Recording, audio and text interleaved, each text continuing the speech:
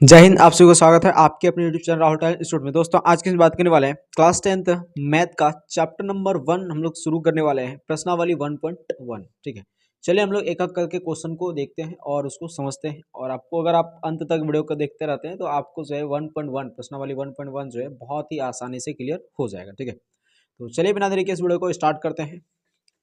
सबसे पहला हम लोग देखेंगे, सबसे पहले कुछ हम लोग जो है जरा सा थोड़ा सा बेसिक देख लेते हैं, 1-2 मिनट का बेसिक थोड़ा सा देख लेते हैं ताकि आपको जो है समझने में आसानी हो वीडियो। ठीक है, यानी क्वेश्चन बनाने में आपको आसानी हो, कोई किसी भी प्रकार का प्रॉब्लम ना आए।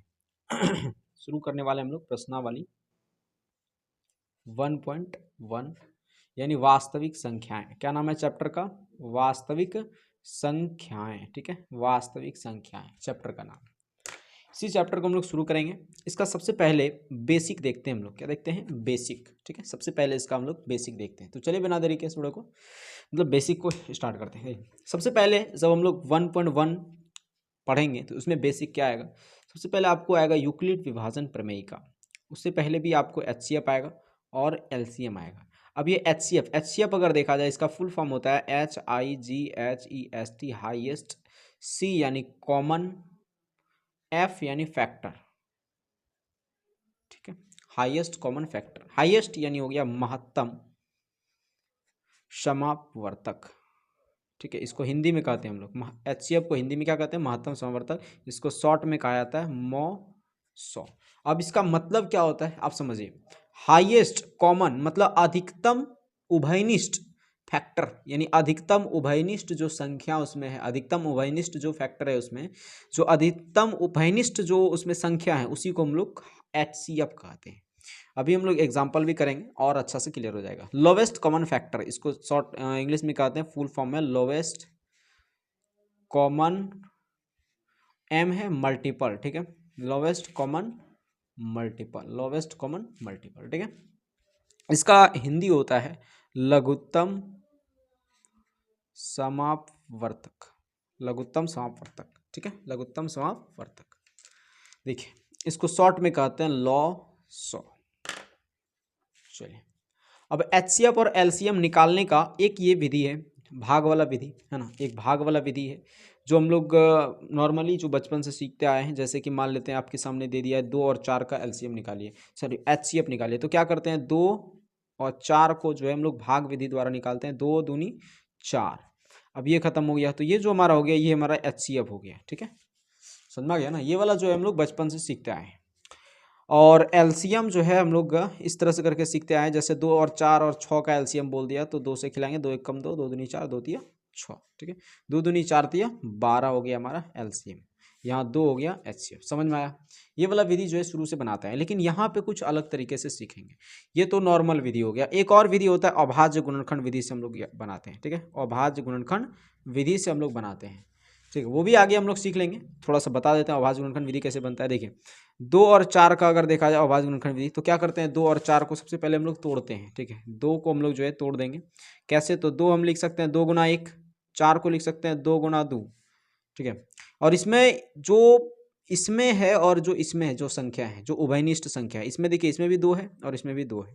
तो जो संख्या उभयनिष्ठ आया ना उसी को ले लीजिए, मतलब दोनों में से जो उभयनिष्ठ आया उसमें से एक तो ले लीजिए, है ना। दोनों में 2 है तो एक तो 2 यहाँ पे लिख लीजिए, और वही जो है क्या कहलाएगा आपका HCF हो गया। वही क्या हो गया? HCF।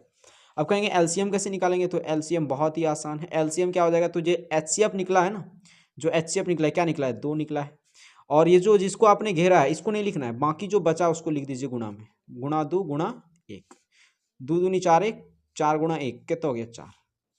तो ये जो निकल गया, ये अभाज्य गुणनखंड विधि द्वारा निकाले हमने। ठीक है, निकाल लिया। तो इस तरह से ये हम लोग नॉर्मली पहले से सीखते आए हैं, लेकिन अब जो हम लोग सीखने वाले हैं इस चैप्टर में, स्पेशली इस चैप्टर में हम लोग कुछ अलग तरीके से HCF निकालने का विधि सीखेंगे। ठीक है, वो है यूक्लिड विभाजन विधि, यूक्लिड विभाजन विधि, यानी यूक्लिड विभाजन प्रमेयिका। ठीक है, यूक्लिड विभाजन प्रमेयिका, यही हम लोग देखने वाले हैं, यूक्लिड विभाजन प्रमेयिका।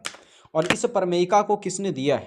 तो यूक्लिड ने दिया है। यूक्लिड नामक एक थ्योरम, यानी कि यूक्लिड नामक एक मैथमेटिशियन थे, उन्होंने इसका प्रयोग करके, इसका मदद लेकर के तो भाज्य बराबर भाज्य बराबर भाजक गुना भागफल प्लस शेषफल।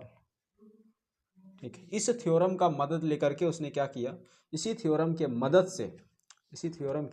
मदद से उन्होंने जो है इस चीज़ को बनाया था। किस चीज़ को, तो इस थ्योरम को बनाया था। कौन सा थ्योरम भाई, तो जो हम अभी आपको बताने वाले हैं, यही थ्योरम बनाया था उन्होंने। ठीक है, चलिए देखते हैं।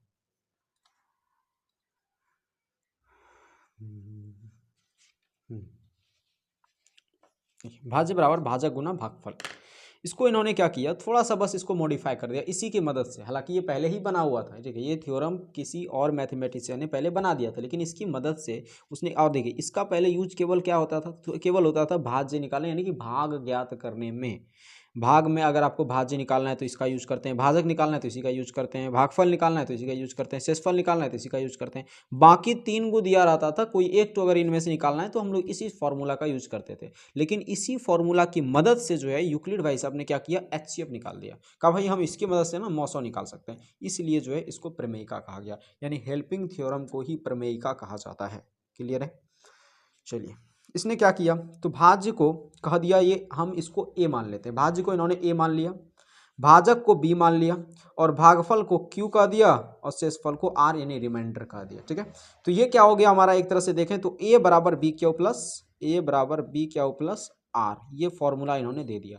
अब आप कहेंगे यह तो कोई बड़ा बात नहीं है, ये तो सिंपल सा इन्होंने क्या भाई, नाम चेंजिंग किया, तो नाम चेंजिंग से क्या मैथमेटिशियन बन गया, ये तो नहीं भाई, केवल नाम चेंजिंग से ही मैथमेटिशियन नहीं बना। अभी जो बताया ना, इसी की मदद से इन्होंने जो है HCF निकाला, उसके वजह से इसका नाम हो गया, इसने भी नाम कमा लिया। ठीक है, चलिए और क्या बताया इसने, बताया ये जो B है ना भाई, B, ये B जो है हमेशा हमेशा के लिए, ये जो B है वो क्या होगा, R से, हमेशा R से B क्या होगा, बड़ा होगा, और R जो होगा या तो 0 के बराबर होगा या तो 0 से बड़ा होगा। क्या समझ रहे हैं, देखिए 0 के बराबर R होगा या तो 0 से बड़ा R होगा, और R से बड़ा हमेशा B होगा। भी समझते हैं हम लोग एग्जाम्पल से, उदाहरण के लिए देखिए, जैसे हम यहाँ पे ले लिए एक उदाहरण, 4 और 7 ले लिए। ठीक है, 4 और 7 ले लिए। अब यहाँ से 4 जो है, 4 यहाँ पे देखिए, A हो गया हमारा 4, B हो गया हमारा, अगर B देखा जाए, B यानी भाजक। ठीक है, भाजक अगर देखा जाए तो यार यही हो गया भाजक, है ना, B तो यही हो गया भाजक, और भागफल यही हो गया, भागफल यहाँ पे आ जाएगा, और R हो गया शेषफल जो आएगा भी। तो 4 दूनी, सॉरी 4 एक कम 4 यहाँ खिलाएंगे, 3 हो गया। ठीक, अब ये जो 3 आया ये हमारा क्या हो गया, शेषफल R, और R जो है वो 4 से क्या हो रहा है, B से क्या हो रहा है, छोटा आ रहा है कि नहीं, आएगा ही हमेशा के लिए, 4 जो है यानी B से छोटा ही आएगा R, वही तो यहाँ है कि R जो है B से क्या होगा, छोटा होगा। ठीक है, इसको हम लोग पढ़ते हैं less than, R less than B। ठीक है, और ये भी हो गया हमारा बराबर, इक्वल टू लेस देन, है ना, इक्वल टू लेस देन। तो R जो है या तो 0 के बराबर होगा, या तो R 0 हो सकता है, शेषफल 0 हो सकता है, या तो जो है वो 0 से बड़ा होगा। तो 0 से बड़ा है ना, ठीक है नहीं। जैसे एक तो और उदाहरण लेते हैं, जैसे 4 से हम 8 यहाँ खिला दिए, तो 4 दूनी 8, 0 आया। तो R 0 हो सकता है या 0 से बड़ा हो सकता है, और क्या, तो इससे छोटा ही होगा, हमेशा B से छोटा ही होगा, ये R जो है हमेशा B से छोटा होगा। तो इतना क्लियर हो गया आपका। चलिए, बस इतना सही आपको ध्यान रखना है। और यूक्लिड विभाजन प्रमेयिका का जब यूक्लिड विभाजन प्रमेयिका यानी कि ये A बराबर B क्यू प्लस R जब बार बार यूज होगा ना, तो उसको हम लोग एल्गोरिथम के नाम से जानेंगे। चलिए देखते हैं हम लोग क्वेश्चन करेंगे। ठीक, क्वेश्चन करते आते हैं, पहले एक्सरसाइज का ही क्वेश्चन लेते हैं। पहला एक्सरसाइज का क्वेश्चन नंबर 1। ठीक है, एक्सरसाइज 1.1 का क्वेश्चन नंबर 1 का लेते हैं। पहला नंबर क्या है, तो 135 है और 225, 135 और 225। देखिए 135 और 225 क्या बोला है, इसको बोला क्या है, ध्यान से पढ़िएगा जरा सा। ठीक है, ध्यान से पढ़िए, क्या बोल रखा है, बोला है निम्नलिखित संख्याओं का HCF ज्ञात कीजिए और यूक्लिड विभाजन एल्गोरिथम का प्रयोग कीजिए। ठीक है, यूक्लिड विभाजन एल्गोरिथम का प्रयोग करने के लिए बोला है, और 135 और 225 है। ठीक है, कौन सा विभाजन, देखिए यूक्लिड विभाजन एल्गोरिथम का प्रयोग करके क्या निकालना है, तो HCF निकालना है। बहुत आसानी से निकाल लेंगे 135 और 225 का क्या निकालना है भाई, तो HCF निकालना है ना, HCF निकालना है, इसका निकाल लेते हैं। कौन सा विभाजन, तो यूक्लिड विभाजन प्रमेय का। देखते हैं कैसे होगा। सबसे पहले इसको हम भाग विधि द्वारा इधर रफ में बनाएंगे। कहाँ बनाएंगे, रफ में। 135 और 225 को तो 135, एक कम 135, ठीक है, क्योंकि 13 दूना 26, इससे ज़्यादा ही हो जाएगा। तो 5 में 5 गया 0, इधर हो गया कितना, तो 12, 12 में 3 गया 8, 7, 7 3 10, 9 3 12 है ना, 9 हो गया। इधर हो गया 1, 1 में 1 गया 0, खत्म हो गया। अब क्या करेंगे, इसको आगे घेर देते हैं हम लोग। अब ये 135 जो है यहाँ पे आ जाएगा, ठीक। खिलाइए इसको, कितना बार में खा जाएगा देखिए ध्यान से जरा सा। तो 90 यहाँ पे हो गया, 9 दूनी 18, यानी कि तो यार 180 हो जाएगा, तो ज़्यादा ही हो गया, तो एक बार में ही खिलाते हैं। ये गया 5, ठीक, 13, 9 4 13, 45। ये फिर 90 जो है यहाँ लेते आइए, खिलाइए इसको। तो 45 दूनी 90, खा गया। अब पूरा पूरा जब शेषफल 0 आ जाए ना, तो अंतिम भाग जो प्रक्रिया, यही तो है अंतिम भाग प्रक्रिया। तो अंतिम भाग प्रक्रिया का जो भाजक होता है उसी को हम लोग क्या बोलते हैं, HCF बोलते हैं, ठीक है। यही हो गया हमारा HCF। लेकिन ये तो हो गया रफ प्रक्रिया, ये तो हो गया भाग विधि द्वारा, लेकिन बोला है कौन सा विधि द्वारा, यूक्लिड विभाजन विधि द्वारा। तो यहाँ लिखेंगे यूक्लिड विभाजन विभाजन विभाजन यूक्लिड विभाजन एल्गोरिथम से। एल्गोरिथम से देखिए, प्रमेयिका और एल्गोरिथम कोई खास अंतर नहीं है। एल्गोरिथम उसको कहते हैं जब प्रमेयिका को हम बार बार यूज कर लेते हैं, उसको एल्गोरिथम कहते हैं। अब कैसे बार बार यूज करते हैं, देखिए प्रमेयिका लिखते हैं, यूक्लिड विभाजन प्रमेयिका, ए बराबर बी क्यू प्लस आर, ठीक है, ए बराबर बी क्यू प्लस आर।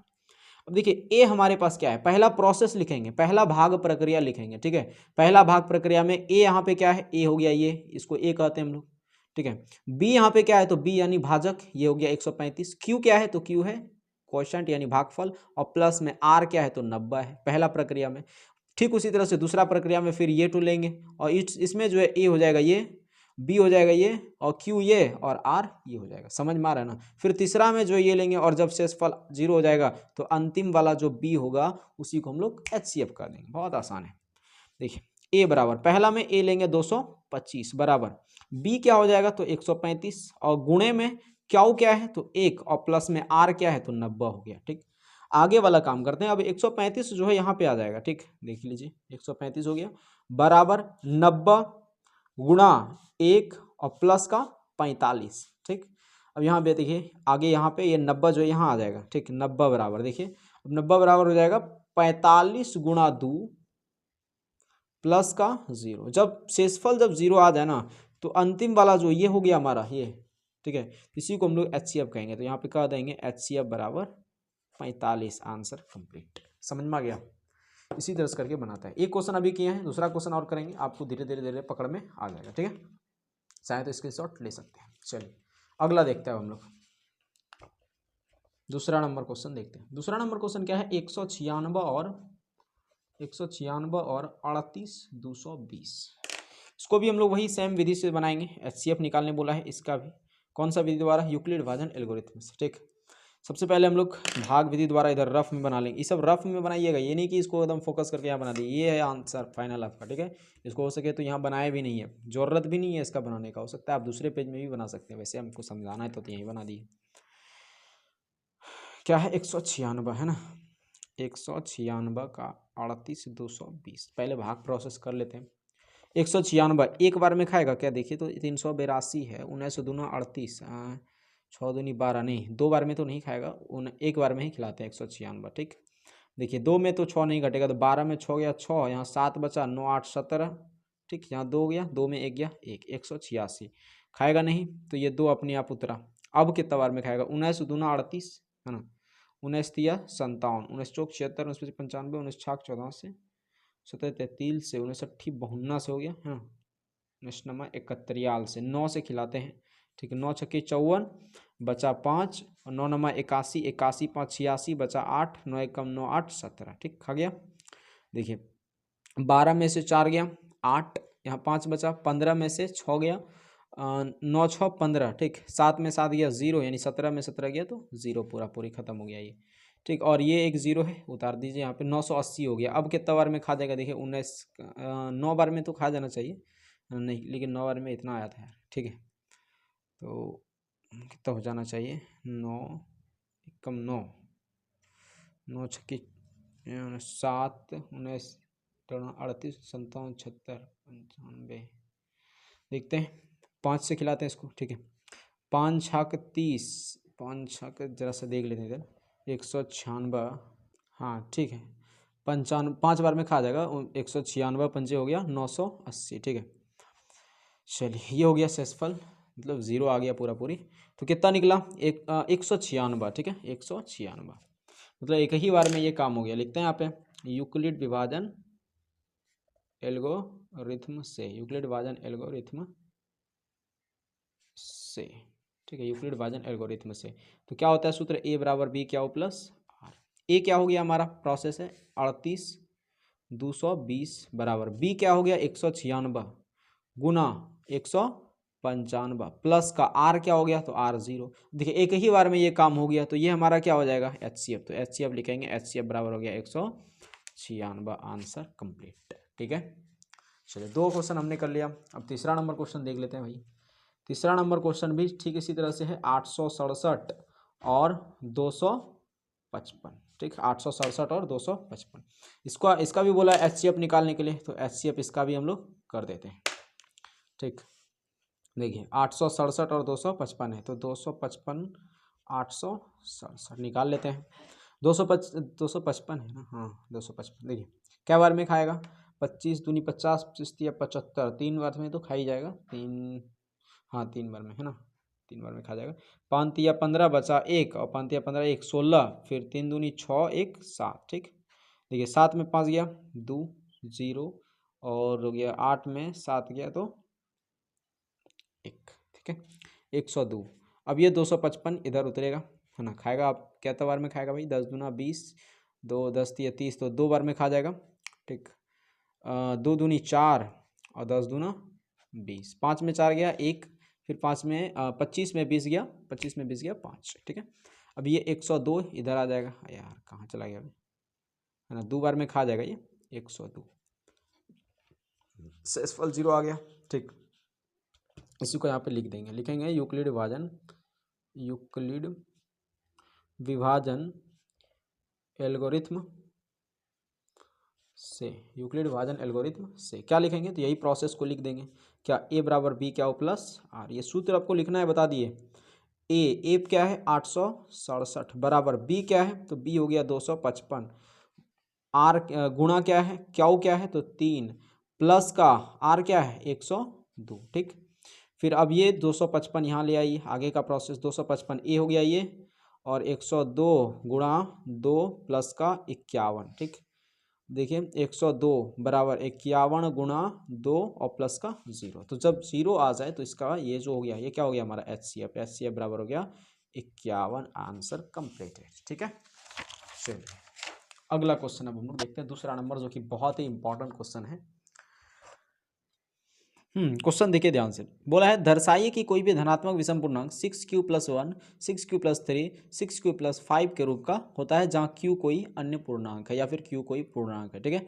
इस क्वेश्चन को हम लोग लिख लेते हैं कॉपी पे, उसके बाद फिर बनाते हैं। इस क्वेश्चन को सॉल्व करेंगे, उसके बाद इसको सॉल्व करेंगे, ठीक है। इसको बाद में सॉल्व करेंगे क्योंकि ये बहुत ही आसान है। तो चौथा नंबर सॉल्व करेंगे, फिर 5वां नंबर, तीनों लगातार सॉल्व करेंगे, ठीक है। दूसरा, चौथा, 5वां एकदम बहुत ही मस्त और इम्पॉर्टेंट क्वेश्चन है, ठीक है। चलिए देखते हैं, उतार लेते हैं इसको ताकि सही हो सके, आसान हो सके हमें। हाँ तो अब जो है हम लोग क्वेश्चन देख लेते हैं, एक्सरसाइज 1.1 का क्वेश्चन नंबर दूसरा, ठीक है। पहला क्वेश्चन तो हमने कर लिया भाई, ठीक है, इसको उतार लिए, ठीक। बनाते हैं हम लोग क्वेश्चन। देखिए ध्यान से पढ़िए और इसको समझने का प्रयास कीजिएगा। क्या लिखा है? दर्शाइए कि कोई भी धनात्मक विषम पूर्णांक, कोई भी धनात्मक विषम पूर्णांक। अब ये धनात्मक विषम पूर्णांक क्या होता है? पहले पूर्णांक समझिए क्या होता है। आप इतना तो जानते ही होंगे पूर्णांक संख्या किसको कहते हैं। पूर्णांक संख्या क्या होता है? तो पूर्णांक संख्या की अगर बात किया जाए, पूर्णांक संख्या पूर्णांक संख्या किसको कहते हैं? तो 0 के साथ शुरू होने वाली धनात्मक संख्या ये हो गया, और इसके पहले जो है ऋणात्मक आया होगा कि नहीं। तो ये सारा जो संख्या हो गया, इसको हम लोग पूर्णांक संख्या के नाम से जानते हैं। मतलब पूर्णांक संख्या में धनात्मक संख्या भी आता है, ऋणात्मक भी आता है, और शून्य भी शामिल रहता है। इसी को हम लोग पूर्णांक संख्या के नाम से जानते हैं, ठीक है। तो इसमें बोल रहा है ये धनात्मक पूर्णांक हो गया, इसको हम लोग यहाँ से इधर को बोलेंगे ऋणात्मक पूर्णांक, और ये हो गया पूर्ण संख्या पूरा, ठीक है। तो कोई भी धनात्मक विषम पूर्णांक, धनात्मक विषम, विषम मतलब देखिए विषम यानी 3 क्या है? विषम है, ठीक। मतलब जिसमें 2 से पूरा भाग ना लगे उसे विषम पूर्णांक कहेंगे। क्या कोई भी धनात्मक विषम पूर्णांक 6q + 1 या 6q + 3 या 6q + 5 के रूप का होता है, जहां q क्या है? कोई अन्य पूर्णांक है या कोई पूर्णांक है। देखिए हम लोग इसको बनाएंगे कैसे। ठीक है, क्या बोला है, धनात्मक विषम पूर्णांक। सबसे पहले देखिए 6q+1 जो लिखा है, जो बोला है उसको हम लोग यहाँ पे उतार लेंगे, किस तरह का पैटर्न बोला है। ठीक है, इस तरह से लिखा हुआ है कि 6q+1, 6q+3 और 6q+5, यही है ना। और ये अगर देखें तो हम लोग अभी जो सवाल पढ़े थे, कुछ अभी हम लोग पढ़े थे, क्या सूत्र एक पढ़े थे कि a बराबर b(q+r) होता है। और अगर आप मिलाएं इन तीनों को ना, तो ये इस रूप का आ रहा है, इस रूप का मिल रहा है, कुछ मैच खा रहा है। तो यहाँ पे b के जगह पे जो है क्या दिख रहा है, 6 दिख रहा है। हर जगह पे b के जगह पे क्या दिख रहा है, 6 दिख रहा है। और r का मान चेंजिंग होते दिख रहा है। ठीक है, q यहाँ भी है, q इधर भी दिख रहा है आपको। तो ये आपको मतलब एक तरह से आपको दिख रहा होगा कुछ कुछ। ठीक है, तो इसमें जो है हम b जो है सेम टू सेम क्या करेंगे, तो b जो है इस 6 को क्या करेंगे, b मान लेंगे। अब 6 को b क्यों मानेंगे, चलिए दिखाते हैं आपको। कोई भी धनात्मक विषम पूर्णांक बोला है क्या इस रूप का होता है, तो हम लोग मान लेंगे। ठीक है, लिखते हैं यहाँ पे माना कोई, यहाँ पे हल लिख देते हैं। ठीक है, माना कोई धनात्मक विषम पूर्णांक, कोई धनात्मक विषम पूर्णांक a है, कोई धनात्मक विषम पूर्णांक हमने a मान लिया। ठीक, अब a का मतलब सिंपल सा समझिएगा, भाज्य, समझ रहे हैं, या फिर हम धनात्मक विषम पूर्णांक मान लिए, अभी इतना ही आपको मान के चलना है। अब b देखिए, b हमारे पास क्या दे रखा है, b अर्थात क्या, तो b अगर देखा जाए, अभी आपको बताए थे पहले, अब अगर आपने नहीं देखा अभी के अभी, ठीक है, पीछे करके देखिए, अभी b का मतलब बताया था आपको, भाजक। ठीक है, b यानी भाजक, तो b क्या हो गया, 6 है, दे रखा है। अब बताइए b जब 6 है तो r क्या होगा, शेषफल क्या हो सकता है भाई, अभी आपको बताए थे कि b से छोटा ही होता है, तो छोटा कहाँ तक हो सकता है, 0 हो सकता है शेषफल, है ना। 1 हो सकता है, 2 हो सकता है, 3 हो सकता है, 4 हो सकता है, 5 तक हो सकता है, 6 तो कभी नहीं होगा क्योंकि 6 से छोटा हो सकता है, यानी इतना चांस है होने का। ठीक है, तो अब लिखेंगे यहाँ पे, अब यूक्लिड विभाजन प्रमेयिका से, घबराइए नहीं, अभी धीरे धीरे आपको भी पकड़ में आ जाएगा। ठीक है, यूक्लिड विभाजन प्रमेयिका से a बराबर b(q+r), देखिए a बराबर b(q+r), a यहाँ पे क्या है, a अगर देखा जाए क्या है यहाँ पे, तो a देखिए ये एक धनात्मक विषम पूर्णांक है, और b क्या है, b(q+r), r का मान हम यहाँ पे कुछ रखते हैं, पहले r का मान 0 रखते हैं। जब r का मान 0 रखेंगे तब क्या होगा, तब a बराबर b(q+r) में जब r का मान 0 रखेंगे तो r के जगह पे b का मान तो दे रखा है 6। ठीक है, तो b के जगह पे हो गया 6, a बराबर 6q प्लस r का मान है 0, यानी आ गया 6q। ठीक, अब देखिए जब r का मान 1 रखते हैं तब क्या हो जाएगा, तो 6q और प्लस का r का मान हो जाएगा 1। जब r का मान हम 2 रखते हैं तब देखिए a बराबर क्या हो जाएगा, 6q प्लस का 2। जब r का मान 3 रखते हैं तो a बराबर हो जाएगा 6q प्लस 3। जब r का मान 4 रखते हैं तो a बराबर हो जाएगा 6q प्लस 4। ठीक, और जब r का मान 5 रखते हैं तो a बराबर 6q प्लस 5। इतना मतलब आने का चांस है, इतना आ सकता है। ठीक है, मतलब अगर भाजक 6 है तो इतना आने का चांस है, इतना आंसर आ सकता है। अब इसमें से हमको खोजना क्या है, धनात्मक विषम पूर्णांक। देखिए अगर देखा जाए सबके सब धनात्मक पूर्णांक है, ए हमारा क्या है, धनात्मक पूर्णांक हमने माना है, सब है, लेकिन इसमें सही कौन सा होगा, विषम पूर्णांक कौन सा होगा। देखिए ये अगर देखें, ये बात करें तो ये हमारा देखिए 6 है, 6 सम संख्या है क्योंकि 2 से पूरा पूरा कटता है, और ये क्यू कोई पूर्णांक है, यानी इसमें अगर कोई धनात्मक पूर्णांक गुणा करते हैं, 3 भी गुना करें, 2 गुना करें, 1 गुना करें, कुछ भी गुना करिए, वो सम पूर्णांक ही आएगा, विषम नहीं आएगा, क्योंकि बोला है हम लोग को, मांगा है विषम, मांगा है तो विषम ही खोजेंगे। तो 6q तो होने से रहा, 6q+1, 6q मतलब क्या, तो 6 हो गया, यानी कि यहाँ पे सम संख्या, 6 में 1 जोड़ेंगे 7q, तो 7q जो आया ये क्या हो गया, एक तरह से आप ऐसे भी जोड़ के पता कर सकते हैं, 7q क्या है, विषम है ना। तो ये हमारा हो गया विषम पूर्णांक, ये भी हो गया 6 3 9, 2 से नहीं कट रहा है पूरा पूरा, विषम पूर्णांक, और ये भी हमारा विषम पूर्णांक। तो 3 वो हमारा यहाँ पे विषम पूर्णांक निकल गया, बाकी ये सब विषम पूर्णांक नहीं है। तो लिखेंगे अतः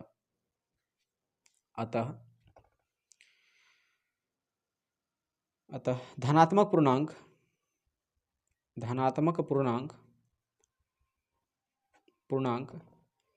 6q+1, 6q+3, 6q+5 के रूप रूप का होता है, दैट्स प्रूफ। ठीक है, तो यही दर्शाने के लिए बोला था, हम लोग दर्शा दिए। इसको समझ में आ गया होगा, है ना? इतना तो पूरा विश्वास है यार कि समझ में आ ही गया होगा। चलिए दूसरा क्वेश्चन भी, अगर थोड़ा मोड़ा अगर आपको इसमें कन्फ्यूजन लगाए तो दूसरा क्वेश्चन भी सेम ऐसा ही है। इसको तो आप और अच्छा से आप समझ जाइएगा, जैसे पहला नंबर अभी आपको बताया, दूसरा नंबर जैसे बताया। ठीक है, चौथा नंबर देखते हैं। तीसरा नंबर बहुत आसान है, वैसे बता देंगे आपको, अभी कभी बता देंगे। देखिए, यूक्लिड विभाजन प्रमेयिका का प्रयोग करके दर्शाइए कि किसी धनात्मक पूर्णांक का वर्ग, किसी धनात्मक पूर्णांक हम लोग कुछ मान लेंगे, उसका वर्ग किसी पूर्णांक m के लिए 3m या 3m+1 के रूप का होता है। ठीक, देखते हैं हम लोग। यहाँ देखिए, यूक्लिड विभाजन प्रयोग करके दर्शाना है कि किसी धनात्मक पूर्णांक का वर्ग, तो मानते हैं यहाँ पे। ठीक, माना किसी धनात्मक पूर्णांक का वर्ग, खाली धनात्मक पूर्णांक मान लेते हैं, वर्ग बाद में निकाल लेंगे नहीं तो दिक्कत आएगा। ठीक, तो धनात्मक पूर्णांक हम मान लिए, यहाँ पे a मान लिया। अच्छा, ठीक है, तो बोल रहा है किसी पूर्णांक m के लिए 3m या 3m+1। अब देखिए 3m+0 भी हो सकता है। ठीक, 3m+1। अब यहाँ पे b जो हो जाएगा, b क्या हो जाएगा, ये देखिए a बराबर b क्या हो प्लस r, सूत्र आपने पढ़ा है ना, तो b के जगह पे क्या है, 3 है, और m क्या है, तो पूर्णांक है, तो 3m। तो 3 क्या हो गया यहाँ पे, 3 अगर देखा जाए तो b का मान हो गया 3, है ना? तो यहाँ पे हम लोग लिखेंगे, तो b क्या हो गया, b यानी भाजक क्या हो गया हमारे पास, तो भाजक हो गया 3। अब भाजक जब 3 हो गया तो r यानी शेषफल क्या हो जाएगा, तो शेषफल हो जाएगा भाई, क्या हो सकता है, तो 0 हो सकता है, 1 हो सकता है, 2 तक हो सकता है, 3 तो होगा नहीं, क्योंकि r इससे छोटा होता है। किससे छोटा होता है, भाजक से छोटा होता है, क्योंकि आपने सूत्र ये पढ़ा होगा। कौन सा सूत्र पढ़ा होगा, कि अभी आपको बताया था कि 0 से बड़ा होता है r, या तो 0 के बराबर होता है, और r हमेशा हमेशा के लिए b से छोटा ही होता है ना? चलिए आगे देखते हैं, लिखते हैं आप यहाँ पे। अब यूक्लिड विभाजन एल्गोरिथम से, यूक्लिड विभाजन एल्गोरिथम से, यूक्लिड विभाजन एल्गोरिथम से। ठीक है, क्या यूक्लिड विभाजन एल्गोरिथम है, a बराबर b क्या प्लस r।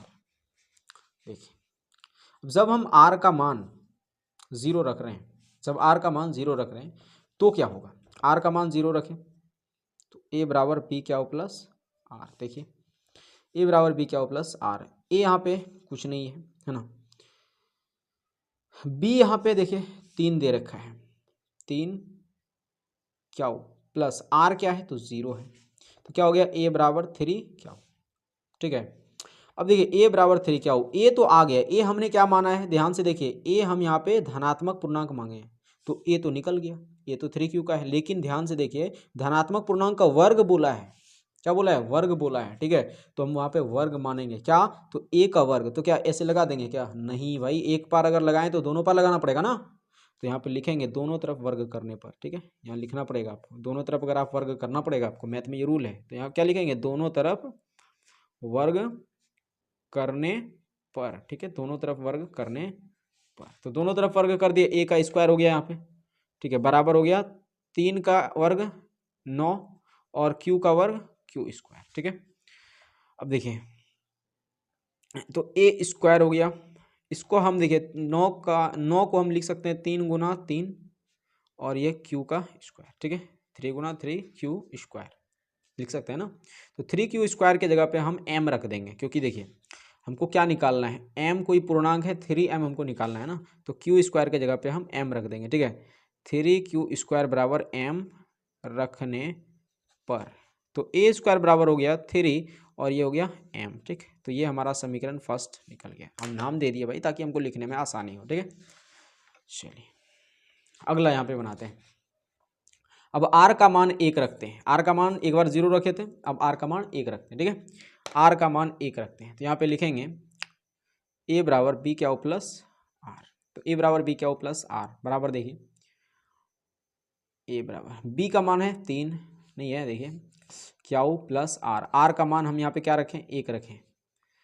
तो क्या करना है हमको भाई, वर्ग निकालने बोला है, तो एक पर वर्ग करेंगे तो दोनों पर वर्ग करना पड़ेगा, तो 3 क्या प्लस 1 का वर्ग, वर्ग कर दिए तो a का स्क्वायर। अब देखिए a प्लस बी का होल स्क्वायर हो गया, तो निकालिए इसको, a square plus B square यानी 1 का स्क्वायर प्लस 2a और b यानी 1।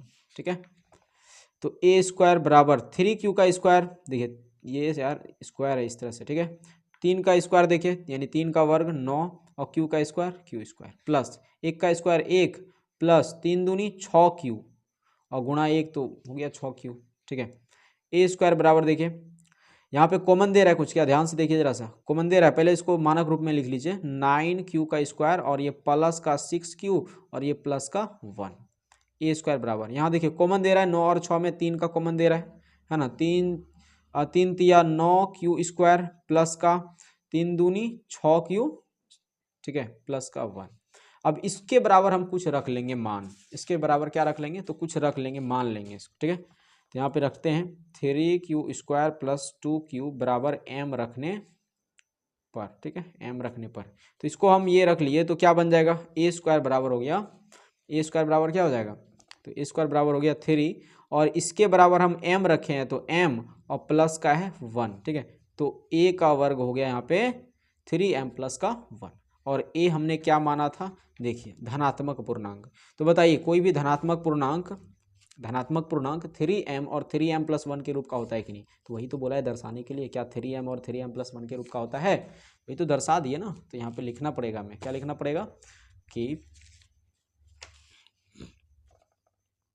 अतः कोई धनात्मक पूर्णांक, कोई भी धनात्मक पूर्णांक 3m, 3m प्लस 1 के रूप का होता है, जो यहाँ इसका नाम समीकरण सेकंड दे देते हैं, जो यहाँ समीकरण फर्स्ट व सेकंड से स्पष्ट है।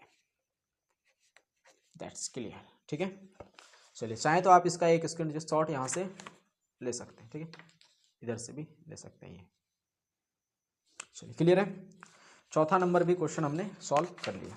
देखिए अब 5वां नंबर क्वेश्चन देख लेते हैं। ठीक है, ये भी क्वेश्चन बड़ा ही मस्त है यार। देखिए क्या है क्वेश्चन कि यूक्लिड विभाजन प्रमेयिका का प्रयोग करके दर्शाइए कि किसी धनात्मक पूर्णांक का, अब यहाँ घन पूछा है, वहाँ वर्ग बनाए थे, यहाँ घन, घन यानी 3 लगाएंगे इस बार। ठीक है, 9m प्लस 1 के रूप का या 9m प्लस 8 के रूप का होता है। बस बहुत ही आसान है, जैसे आप उसको बनाए, इसको खुद से ट्राई जरूर करें एक बार। ठीक है, खुद से ट्राई जब तक नहीं करेंगे ना घंटा समझ में नहीं आएगा, आने वाला है कुछ आपको। देखिए 9m है और ये क्या है 9m प्लस 1, ये क्या हो गया 9m प्लस 8, ये भी हमारा जो है यहाँ पे b हो गया हमारा 9। ठीक है, तो क्या निकालने बोला है, धनात्मक पूर्णांक का घन, तो हम यहाँ पे धनात्मक पूर्णांक मान लेंगे, पहले घन बाद में लिखेंगे उसको। ठीक है, यहाँ लिखेंगे माना कोई धनात्मक पूर्णांक, माना कोई धनात्मक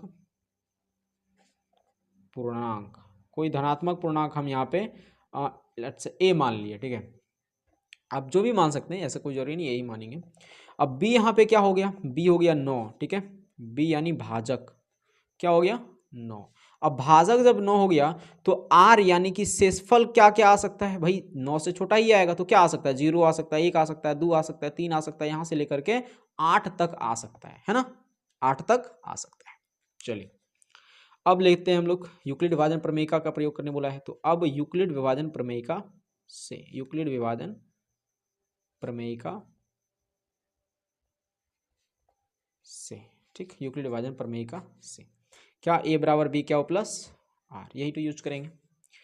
जब r का मान, जब r हम 0 रखते हैं तो a बराबर b क्या हो प्लस r क्या होगा, a बराबर b का मान है 9। ठीक है, आप चाहें तो देखिए ये 9m है ना, इसको हम 3m भी मान लें, 9m है ना, 3m भी मान के बना सकते हैं, वो भी सही होगा, लेकिन 9m ही बनाते हैं यहाँ पे। ठीक है, वो भी सही हो जाएगा, वैसे कोई दिक्कत नहीं है उसमें। तो b हो गया 9, क्या वो लिख दीजिए प्लस का r हमने 0 मान लिया है। अब देखिए a बराबर हो गया 9, क्या हो, 0 का कोई महत्व नहीं है ना यहाँ पे या जोड़ में। ठीक है, महत्व कैसे नहीं है, देखिए a बराबर 9q।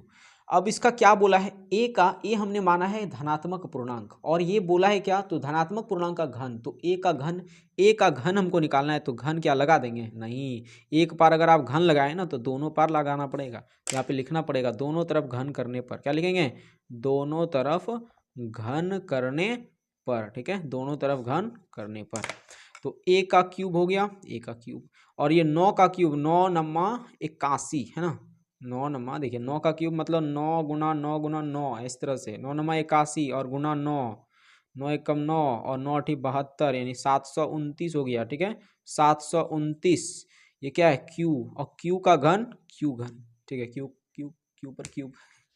ठीक है, चलो ये आ गया हमारे पास। अब हमको निकालना क्या है, 9m के रूप का बनाना है। तो लगाते हैं दिमाग यार, क्या करेंगे इसको जो है हम ऐसे लिख सकते हैं क्या, 9 गुना 81 क्यूब का क्यूब लिख सकते हैं, क्योंकि 81 गुना 9 करेंगे तो 729 पुनः आ जाएगा। इसको हम कुछ मान लेंगे, इसको हम कुछ मान लेंगे। जैसे हम इसके बराबर क्या रखना है हमको, देखिए एम लाना है हमको ना, 9 तो निकल गया, यहाँ देखिए 9 तो निकल गया ना, एम लाना है हमको यहाँ, तो यहाँ लिख देंगे बराबर एम रखने पर, तो ए का घन क्या आ गया 9m, समीकरण फर्स्ट। ठीक है, समीकरण फर्स्ट से हमने इसको क्लियर कर लिया। अब समीकरण सेकंड से देखते हैं, मतलब r का मान जब 0 रखे थे तो समीकरण फर्स्ट क्लियर हो गया। अब r का मान 1 रख लें। ठीक है, तो a बराबर b क्या हो प्लस r, a बराबर b क्या हमने देखा था 9। ठीक है, b यहाँ पे हो गया 9 क्या हो प्लस r का मान हमने क्या रखा है 1 रखा है, तो a बराबर हो गया 9 क्या हो प्लस का 1।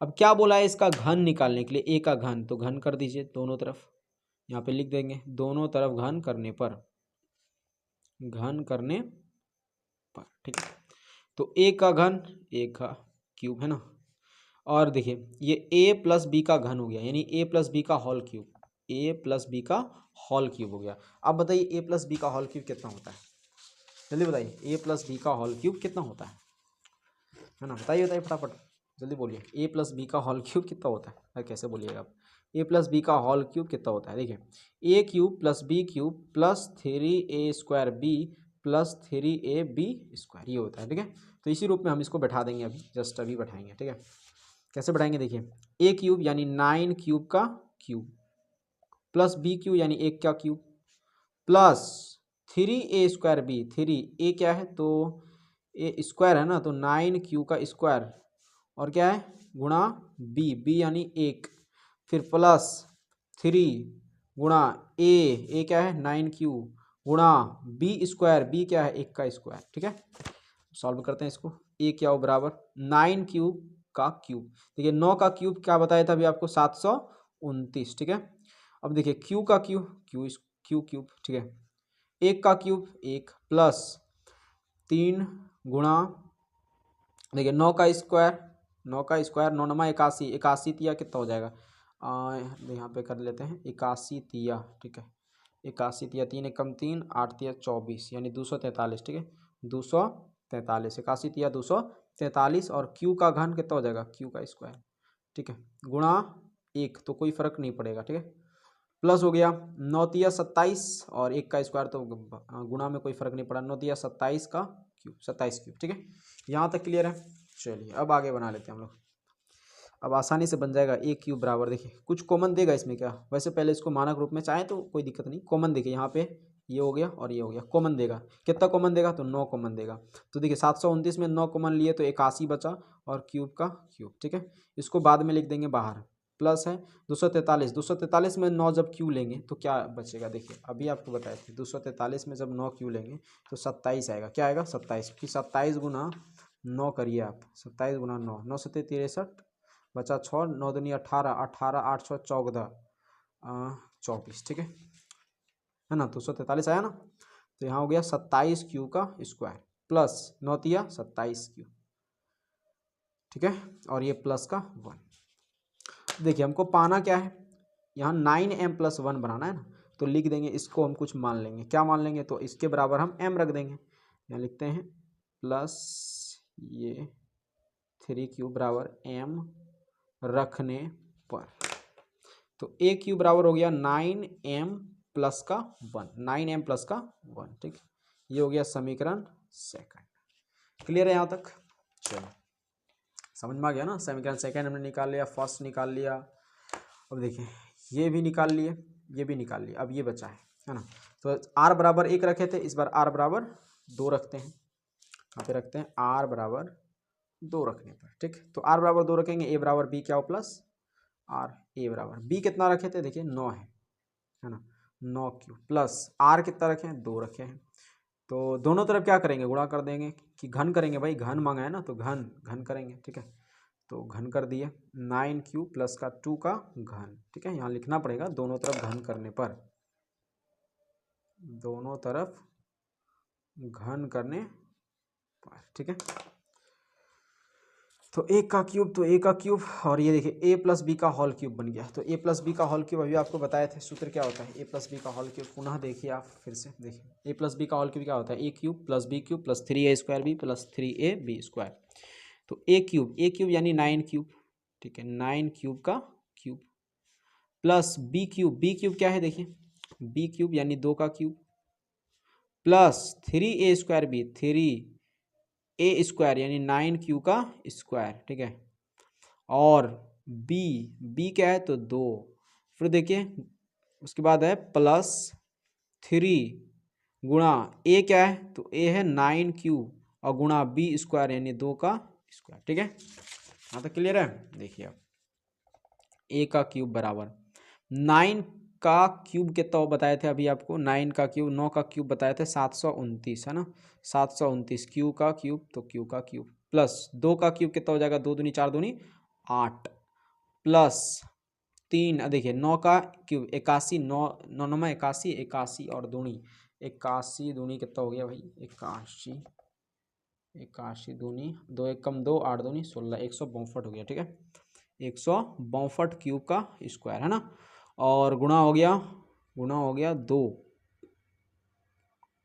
है ना, गुना 2 हो गया, इसी में गुना कर दें क्या, कर दीजिए, गुना 2 हो गया। तो 162 गुना 2 यार, 162 गुना 2, 2 दूनी 4 और 6 दूनी 12, 2 1 कम 2 1 3, 324 हो गया है ना, 324, ठीक है, 324 हो गया।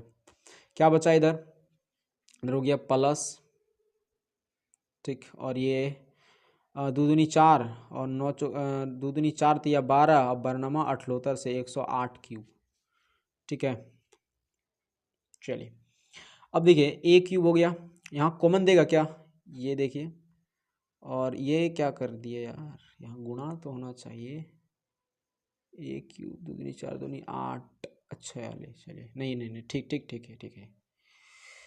जी, ठीक है। देखिए कॉमन देगा ना, 9 का कॉमन देगा, देखिए 9 का कॉमन देगा, तो 9 का कॉमन लिए इसमें 729 में तो 81 आएगा, 81 क्यूब का क्यूब प्लस ये 8 जो है बाद में लिख देंगे, ठीक है, इसको रखिए बाहर, प्लस है यहाँ पे 324 जो है किसका हो जाएगा, तो 8 9 से कटेगा, 9 8 9 9 से देखते हैं यार, देखिए ये 324 जो है 9 से जब 324 में भाग दिए तो 36 आया, तो 36 बार में ये कट गया, ठीक, और ये प्लस हो गया 12 और यहाँ 9 बरनमा 78 से, ठीक, और ये बचा है हमारा 8, तो प्लस का 8 रख दिए, इसके बराबर जो है हम क्या रख देंगे, तो इसके बराबर रख देंगे m, ठीक है, यहाँ लिख देंगे m रखने पर, ठीक। तो क्या हो जाएगा a क्यूब हो जाएगा 9m प्लस का यहाँ है 8, ठीक है। तो ये निकल गया हमारे पास, क्या निकला, a का घन 9m प्लस 8 का रूप का भी हो गया, a का घन 9m प्लस 1 के रूप का भी हो गया, और a का घन 9m के रूप का भी हो गया। तो लिखेंगे यहाँ पे कि हाँ भाई किसी भी धनात्मक पूर्णांक का घन 9m प्लस 1 और 9m प्लस 8 के रूप का होता है। तो लिखेंगे यहाँ पे, अतः किसी भी धनात्मक पूर्णांक का घन 9m प्लस 1 9m प्लस 8 के रूप का होता है। हो गया क्लियर, ठीक है यहाँ तक। चलिए अब हम लोग अगला क्वेश्चन देख लेते हैं, जो कि लास्ट क्वेश्चन है, बहुत ही मतलब इंटरेस्टिंग है और कुछ नहीं है क्वेश्चन में, देखिए आप भी एकदम तुरंत बना दीजिएगा। देखिए क्या क्वेश्चन है, ध्यान से क्वेश्चन पढ़िएगा जरा। तीसरा नंबर क्वेश्चन है, किसी परेड में 616 सदस्यों वाली एक सेना आर्मी की टुकड़ी को 32 सदस्यों वाले एक आर्मी बैंड के पीछे मार्च करना है। दोनों समूहों को समान संख्या वाले स्तंभों में मार्च करना है। उन स्तंभों की अधिकतम संख्या, ये याद रखिएगा, अधिकतम संख्या क्या है जिसमें वो मार्च कर सकते हैं। अधिकतम संख्या जब भी बोले ना तो उसका HCF निकलता है, क्योंकि हाईएस्ट कॉमन फैक्टर, हाईएस्ट मतलब अधिकतम संख्या, ठीक है। तो 616 और 32 का HCF निकाल दीजिए, हो जाएगा आपका स्तंभों का संख्या निकल जाएगा, ठीक है। तो क्या नंबर है भाई, तो तीसरा नंबर है, ठीक है। क्या है देखिए 616 और 32। तो 32 से निकाल दीजिए 616 में, कितना बार में देख लीजिए। 32 से खा जाएगा ये एक, 32 में एक दफ़ा में खा जाएगा, 32 दूनी 64, तो एक दफ़ा में खा गया 32। ठीक है, यहाँ कितना हो गया, हाँ 11, 9 2 11, बचा इधर 5, 5 में 3 गया 2, और ये 6 अपने आप उतर जाएगा। 32 9 तिया 27, 9 से खा जाएगा, 9 दूनी 18, बचा 1, 9 तिया 27, 1 28, कितना आ जाएगा इधर 16 में 8 गया, 16 में 8 गया 8 हो गया, इधर 8 बचा, 8 में 8 गया 0, तो 8 हुआ इधर, और ये 32 इधर आएगा। ठीक है, 8 चुके 32, ख़त्म हो गया। इसको हम बना देते हैं, वैसे आंसर हो गया 8, कोई ज़रूरी भी नहीं है बनाना, लेकिन बना देते हैं यूक्लिड विभाजन एल्गोरिथम से। ठीक है, लिखते हैं यहाँ पे यूक्लिड विभाजन एल्गोरिथम से, यूक्लिड विभाजन एल्गोरिथम से क्या लिखेंगे, तो सबसे पहले लिखेंगे 616 बराबर 32 गुणा 19 प्लस क्या, प्लस क्या 8, सेसफल यही है ना, ये सब सेसफल नहीं है। अगला है 32 बराबर 8 गुणा 4 प्लस का 0, तो जब 0 आ गया तो ये जो हो गया हमारा क्या हो गया, HCF निकला 8, अतः स्तंभों की संख्या क्या हो गई, स्तंभों की संख्या क्या हो गई, संख्या 8 है। ठीक है, ये हो गया आंसर अपना, समझ में आ गया होगा आपको, उम्मीद करता हूँ एक्सरसाइज जो 1.1 है ये आपको 100% समझ में आया होगा। अगर आपको नहीं आया, जिस चीज़ में समझ में नहीं आया कमेंट करके बताइए यार। ठीक है, आपको कोशिश करेंगे दूसरा वीडियो बना करके समझाने का, और क्या कर सकते हैं। तो समझ में आ गया होगा, मिलते हैं हम लोग अगले वीडियो में, तब तक के लिए जय हिंद जय भारत।